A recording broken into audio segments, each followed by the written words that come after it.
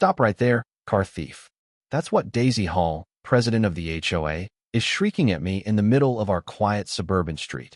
Garden hose in one hand, iPhone in the other, snapping what can only be described as forensic photographs of my front bumper like she's documenting a murder scene. Her voice is echoing off the asphalt at 6:30 a.m., and she's absolutely convinced I stole her old Honda Civic. She's measuring cracks with a ruler, barking into her phone for 911, and you'd think I was about to drive off in her entire identity. Yeah, this is real. My coffee's getting cold in the cup holder as I sit in her crosshairs, thinking, 10 years as a cop, but nothing prepared me for this level of crazy. Let me back up a sec, because if you've ever had a neighbor who made you question your own sanity, you'll appreciate how this all started. I'm undercover in this neighborhood, playing Dean Stevens, the out-of-work mechanic visiting his sick Aunt Elena. 18 months ago, Daisy destroyed my aunt with a bogus $15,000 emergency roof assessment. Morrison Maintenance, LLC, never existed. Daisy made it up, pocketed the money, and my aunt lost her house. Ended up in some bleak senior apartment, heart barely hanging on from the stress. We filed a complaint 15 months ago, and that's how this whole domino chain of justice got started. And here's the beautiful cosmic punchline. When Daisy created that fake company, she randomly used my last name, Bowman. Didn't know she was teeing up her own downfall, did she? Sometimes the universe really does write better poetry than I ever could. So there's Daisy, her heels clicking like machine gun fire, stalking my Civic. She spots a jagged lightning-shaped crack on the bumper, the same one she put there in a parking lot accident, October 2022. I watch her face cycle through every shade of denial, paranoia, and rage as she realizes this is her old car. I step out, hands visible, and give her my best confused civilian voice. Ma'am, I think there's been a misunderstanding. Inside, I'm dying laughing at the irony, because I bought this car at a police auction 3 months ago.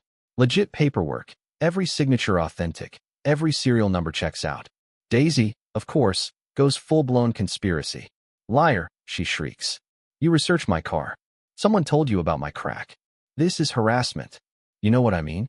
Sometimes it's like living in a movie, except the villain's script is a dumpster fire.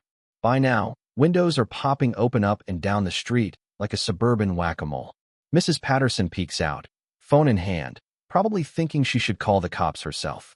Little does she know, the cops are already here, undercover, and currently being accused of grand theft auto by the same woman who's been under investigation for a year.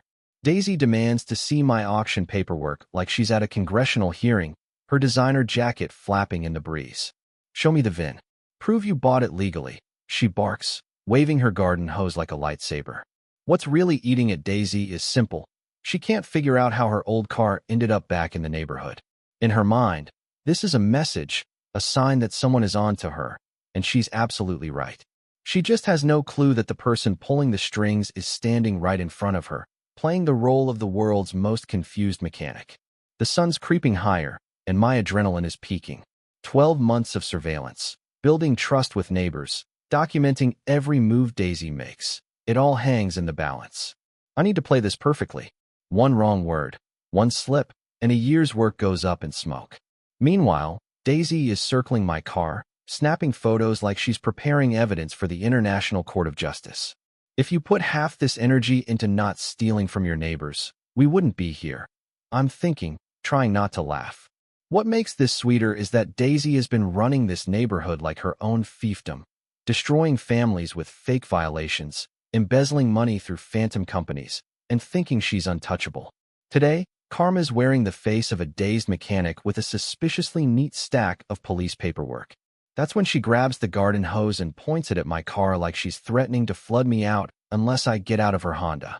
Picture a $500 outfit and mascara starting to run, a garden hose aimed at a police auction Civic, and about 20 neighbors watching the circus unfold.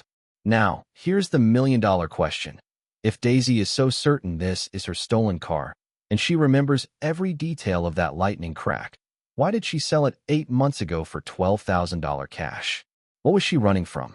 Guilty people always overreact to the thing that's about to expose them. So while she's on the phone with 911, screaming, "Emergency! Someone brought my old car to my house," I'm sitting in the car, secretly recording her meltdown, thinking, "Lady, you just admitted on tape you sold this car legally. Thank you for the confession." The 911 dispatcher is confused, probably picturing some wild Florida man story. "Ma'am, when was the vehicle reported stolen?" Pause. "I sold it 8 months ago, but now it's back." The neighbors are starting to pick sides. Half know me as Dean, the guy who helps elderly folks with groceries, the quiet dude who walks his aunt's dog and fixes broken fences. The other half, they've lived in fear of Daisy's HOA citations for years and are now watching with a joy you have to see to believe. And that's when Harold Peterson steps out, retired teacher, 67, manila folder under his arm. For the past 15 months, Harold's been documenting every sketchy transaction Daisy's HOA has pushed through since Elena lost her home. "Daisy," he calls out, voice steady. "Didn't you tell the whole neighborhood you sold that Honda?" Daisy starts sputtering, trying out half a dozen lies about insurance and different cars, while Harold's standing there, folder clutched like it contains nuclear launch codes. Now Daisy's taking it to the next level, pulls out an actual ruler, crouches down, and starts measuring the lightning crack in front of the entire street. She announces 11.3 inches, 2.7 wide, curves 23 degrees at the tip, like she's presenting at the Supreme Court. The young couple from the corner is filming, Mrs. Clark is shaking her head, and Harold is just waiting for Daisy to finally lose it in public. And here's the irony. Daisy is so obsessed with proving the Honda is hers that she's building the case against herself. Because any real investigation will reveal a paper trail leading straight to the fraud that cost Elena her home. Every photo Daisy takes, every measurement, every neighbor she ropes in, becomes evidence in her own trial. "I spread my papers on the hood, registration, insurance, police auction receipt, all legit, all matching." Daisy's not buying it. "Anyone can make fake documents," she wails. Harold steps up again. "Daisy, you're saying this man forged police paperwork to park a car you sold 8 months ago legally? Why would he do that?" You can actually see Daisy's brain try to process the logic and just give up, like a Windows blue screen. But the tension spikes as police sirens start wailing in the distance. Daisy's mood flips. Now she's confident, triumphant. "You're going to prison for stealing my Honda," she screams, still brandishing the garden hose. That's when Detective Morgan steps out of the squad car. Of all the cops in the city, it had to be Morgan, my undercover partner, best actor on the force, thank God. If he blows my cover, 12 months of work evaporate. Morgan plays his part to perfection, treating me like a total stranger. Daisy launches into her speech about lightning cracks, rulers, photos, the whole 9 yards. Morgan listens, notebook in hand, as Daisy claims, "I made that crack myself. October 2022. He tracked down my car to torment me. Morgan asks for my registration, and I hand it over cool as ice. Sir, vehicle registered to Dean Stevens, acquired 3 months ago at auction." Daisy's face drains of color as Morgan explains how police auctions work and hints that vehicles are confiscated from criminal investigations. Daisy's wheels are turning. She realizes the car's paper trail leads straight to her, but she's not giving up. She wants to know who got arrested with her car. Harold steps forward, folder at the ready, and tells Morgan about 23 families documenting HOA fraud. Daisy goes ballistic, shrieking about private HOA business and demanding the supervisor. The supervisor rolls up, big authority vibes, and the whole crowd goes silent. Harold hands over his organized evidence, color-coded, date-stamped, methodical. The supervisor flips through, and you can see the gears turning. This isn't neighbor drama, it's organized fraud. Daisy loses it. "That's my private HOA business," she yells. "Focus on my stolen car." But the evidence is snowballing. Fake companies, bogus fines, embezzlement. The supervisor is diplomatic but laser-focused. "Ma'am, these financial discrepancies are very concerning. Let's verify your vehicle ownership claims." Daisy tries one last power move, demands the VIN be checked again, insists on federal database searches. But then Tony from Tony's Honda dealership gets patched in on speaker. "Yeah, Daisy Hall sold that car to me. $12,000 cash. Needed the money bad." Mrs. Patterson chimes in. "I helped you count the cash, Daisy." The community is turning. Now Daisy's yelling about conspiracies, but she's outnumbered and unraveling. Suddenly, Elena, my aunt, walks up with her walker. The crowd parts, and the dynamic shifts. Dean, is that the woman who destroyed my home? Elena's voice rings out, and Daisy's face cycles through shock and fear.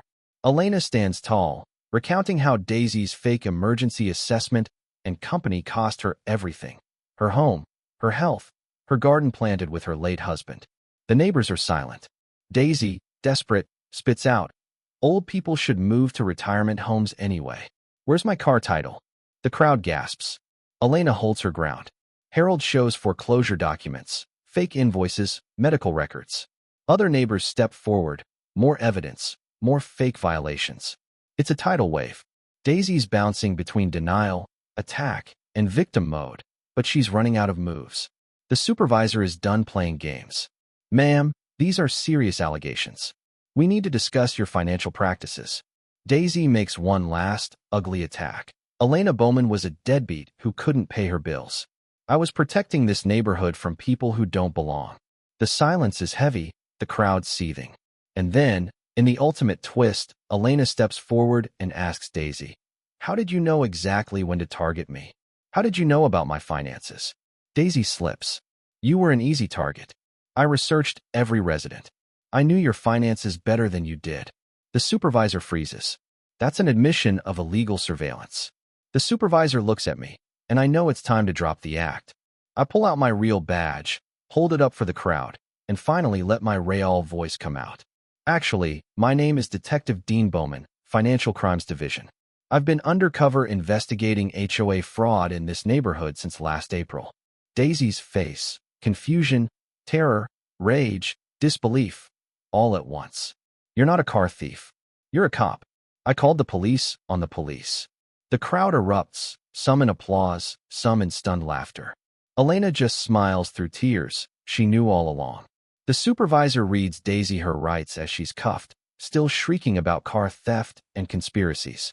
"What about the person who had my car arrested?" she yells. The supervisor answers flatly, "Detective Bowman bought that vehicle legally. The previous owner was arrested for money laundering using schemes identical to the ones we're investigating." Daisy's whole world collapses, and the neighborhood erupts in support. Finally, the tyrant has fallen. In the aftermath, Harold organizes an emergency HOA meeting. Daisy's reign is over. Every fake fine, every fraudulent assessment, every arbitrary rule gets wiped clean. Restitution checks go out to the victims. Elena gets a new cottage and plants her garden with the whole neighborhood helping. The families heal, property values rise, and for the first time in years, kids play on the sidewalks without parents worrying about HOA fines for chalk drawings. Daisy faces trial, a laundry list of charges: grand theft, elder abuse, conspiracy, money laundering, the works. The courtroom is packed. Elena's testimony about her garden, 40 years of roses and tomatoes, lost for greed, has grown men crying. Daisy's found guilty on every count. The judge, an elderly woman herself, doesn't sugarcoat it. You turn community trust into a weapon of financial terrorism. 8 years in state prison, no parole for 5, full restitution, and a lifetime ban from HOA leadership. 6 months later, I visit Elena's new cottage, her garden blooming, the community thriving. Harold's now the HOA president. The books are open, and every neighbor knows their voice matters. I got promoted to senior detective, and our city's new task force has busted 8 more corrupt HOAs. Daisy's story, a training legend. Daisy. She's in state prison, subject to rules and penalties that make HOA violations look like gentle reminders. There's something poetic about that. Sometimes justice comes around in ways you can't predict. Sometimes a community stands up, and the good guys win. And sometimes, karma shows up behind the wheel of a beat-up Honda Civic, with a lightning crack on the bumper and a cop undercover at the wheel. If you've ever lived through a neighborhood nightmare or seen justice finally served after too long, let me know what you think. Was this all just karma, or something even bigger?